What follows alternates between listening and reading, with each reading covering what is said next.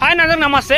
First దఫా fertiliser ఎన్ని రోజులకు చల్లుకోవాలని చెప్పేసి అడుగుతున్నారు అన్న. నాకు తెలిసి వరిలో టిల్లరింగ్స్ అంటే పిలక శాతం 30 నుంచి 35 రోజుల వరకే వస్తాయి.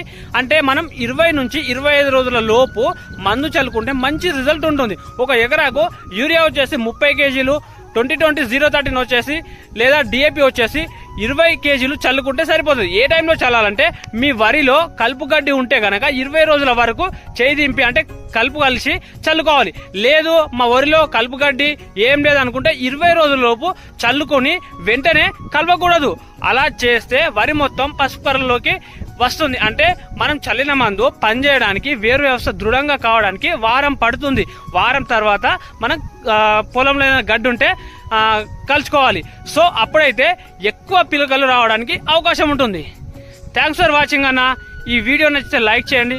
మరిన్ని వీడియోల కోసం ఫాలో చేయండి. జై జవాన్, జై కిసాన్.